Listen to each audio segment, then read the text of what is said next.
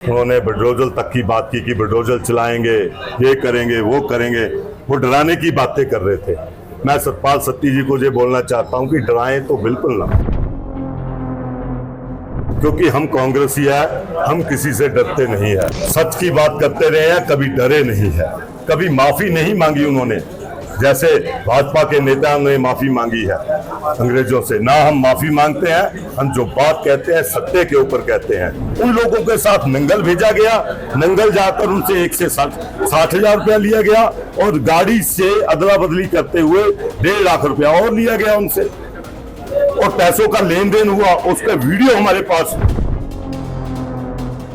लेकिन ये कार्रवाई बहुत पहले हो जानी चाहिए थी। इसलिए मैंने सीएम महोदय से, मैंने डीजीपी महोदय से जो गुजारिश की है कि इसकी जांच विजिलेंस से हो, क्योंकि पैसे के लेन देन की बात है। दैनिक सवेरा टीवी में आपका स्वागत है। ऊना जिला में सीआईए की टीम भंग हुई, उसके बाद खनन को लेकर व अन्य प्रकार से जिस प्रकार से भाजपा ने आरोप लगाए, आज उसी को लेकर के ऊना सदर के पूर्व विधायक, कांग्रेस के हिमाचल के उपाध्यक्ष, हमीरपुर संसदीय क्षेत्र से जो चुनाव भी लड़ चुके हैं, सतपाल रजादा हमारे साथ हैं। उनसे बात करते हैं कि पूरे इस प्रकरण में, क्योंकि ये हाई प्रोफाइल मामला रहा है कि सीआईए भंग हुआ, उसके बाद 2 लोग जो हैं वो लेन देन के मामले में जो है लाइन हाजिर किए गए हैं, आगे जाँच हो रही है, सीआई की नई टीम गठित हो रही है। रजादा जी हमारे साथ हैं, उनसे बात करते हैं कि किस प्रकार से आगे कार्रवाई हो रही है।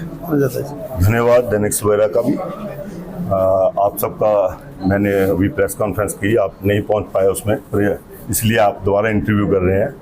आपका मैं धन्यवाद करना चाहता हूं। सबसे पहले जो आज मैंने जो प्रेस कॉन्फ्रेंस जो की है, क्योंकि सतपाल सत्ती जी पिछले 15-20 दिनों से मैं ऊना से बाहर था, और जैसे ही मैं वापस आया, सारे तथ्य जो जुटाकर मैं उस पर बात कर रहा हूँ, क्योंकि सतपाल जी ने बोला था, क्योंकि 2-3 मैंने प्रेस कॉन्फ्रेंस देखी, उसमें उन्होंने बुलडोजर तक की बात की कि बुलडोजर चलाएंगे, ये करेंगे, वो करेंगे। वो डराने की बातें कर रहे थे। मैं सतपाल सत्ती जी को ये बोलना चाहता हूँ कि डराएं तो बिल्कुल ना, क्योंकि हम कांग्रेसी है, हम किसी से डरते नहीं है। इस देश को आज़ाद कराने के लिए कांग्रेस के कार्यकर्ताओं का, कांग्रेस के लीडर्स का जो योगदान रहा है, वो इसलिए रहा है क्योंकि वो हमेशा सच की बात करते रहे हैं, कभी डरे नहीं है, कभी माफी नहीं मांगी उन्होंने। जैसे भाजपा के नेताओं ने माफी मांगी है अंग्रेजों से, ना हम माफी मांगते हैं। हम जो बात कहते हैं सत्य के ऊपर कहते हैं। इन्होंने एसआईटी की टीम के ऊपर बोला, और मैं तो ये पूछना चाहता हूं जयराम जी से, सतपाल जी से भी, जो उनके पास एक कॉपी आई थी जो एसआईटी की टीम भंग की थी, क्या उन्होंने आरटीआई के तहत ली थी? वो क्या आरटीआई के तहत ली थी? अगर आरटीआई के तहत नहीं ली थी तो वो एक पेपर कैसे उनके पास पहुंच गया?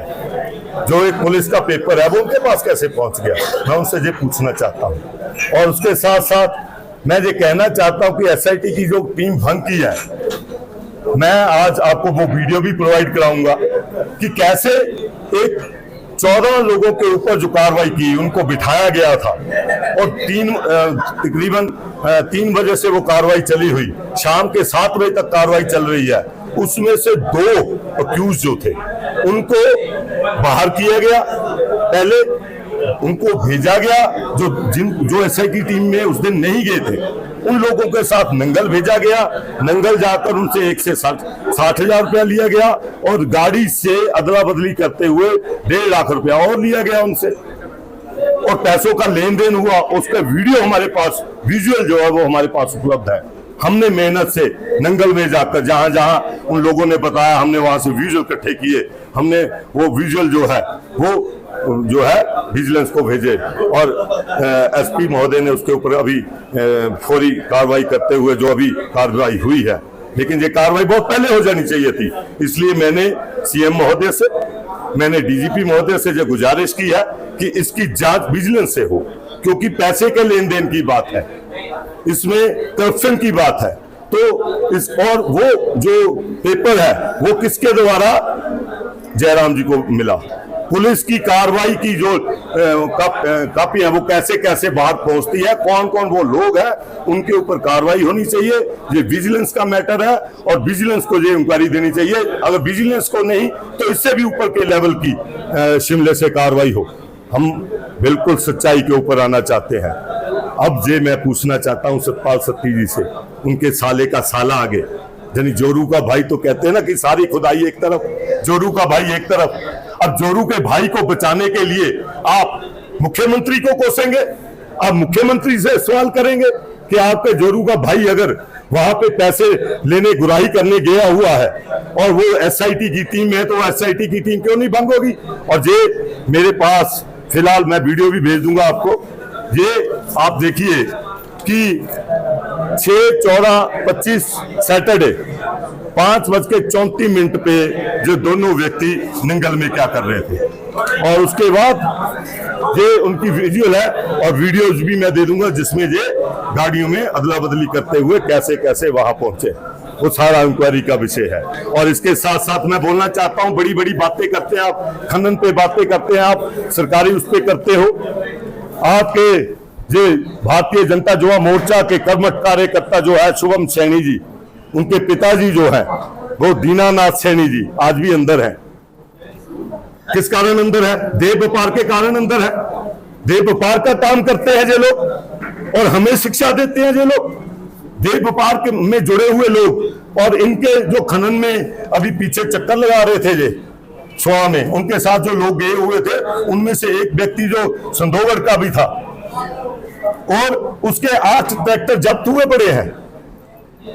खनन माफिया को साथ लेकर सोआ में घूम रहे हैं, उनको रेता दिखा रहे हैं क्या आप कि हाँ भाई ये रेता अब बरसात आ रही है भर जाएगा तो आप करना इसको, और बाहर आकर आप इल्जाम सरकार पे लगा रहे हो, आप इल्जाम सतपाल रायजादा पे लगा रहे हो। सतपाल रायजादा के ऊपर बुलडोजर चलाने की बातें आप जितनी मर्जी कर लो, हमने पिछले 5 साल आपका जुल्म सहा है। हमने देखा कि कैसे कैसे मर्डर हुए थे, उनकी आवाज भी हमने उठाई, कैसे कैसे हमने देखा है कि हमने आवाज उठाई तो उसका इल्जाम हमारे ऊपर किस तरीके से लगाया। अगर आप 75 लोग वहां पे मौके पर नहीं पहुंचते तो हमारी गाड़ी में भी ये शराब रख सकते थे, हमने वो जुल्म भी सहे हैं। हम कांग्रेस के कार्यकर्ता सच्चे सिपाही हैं, हम मरने से भी नहीं डरते हैं। आप जुल्म करिए, हमारी सहनशीलता आपने देखना कितनी है, पर लेकिन सच्चाई की बात करेंगे, आपके रिश्तेदारों को कम से कम लूट घुसूट तो नहीं मचाने देंगे। आप भूल गए होंगे कि 100 रुपया हर ट्राली ट्रैक्टर के ऊपर आपके जो भतीजे का वो लगता था ना कि एक टैक्स लगता था, भतीजा टैक्स, वो भी हमें याद है, हमें वो भी याद है, हमें वो भी याद है कि वो 27 टक्का कहते 1-1 लाख 27 टक्का ना 1-1 लाख मिलता होंदा था सतपाल सत्ती ने। हम सब जानते हैं। हमारे ऊपर अगर आप करेंगे तो आप, मैं आपको एक बात बता देना चाहता हूं कि सगन तो मैं डबल ही मोड़ता हूं भाई। आप जितना दोगे उससे डबल सगन दूंगा और जैसा दोगे वैसे ही दूंगा। वो कह रहे हैं कि पैसा जो है वो कांग्रेस के नेताओं तक पहुंचता है, बचौलिए जो हैं वो शामिल हैं और वो सेटिंग करवा रहे हैं कि ऐसे में मुख्यमंत्री तक को जवाब देना चाहिए, क्योंकि लोकल नेता जो है ज़्यादा जो है वो जवाब नहीं दे रहे, तो हम मुख्यमंत्री। मैं जवाब दे रहा हूँ, अब मैं आया ही रात हूँ, रात आया, अब जवाब देने आ गया हूँ। अब मैं ये पूछना चाहता हूँ कि सतपाल सत्ती के साले का साला जो है, क्या वो मुझे पैसा देगा इकट्ठा करके? तो पैसा कौन इकट्ठा कर रहा है और पैसा किसको जा रहा है, ये प्रूफ हो रहा है। धन्यवाद।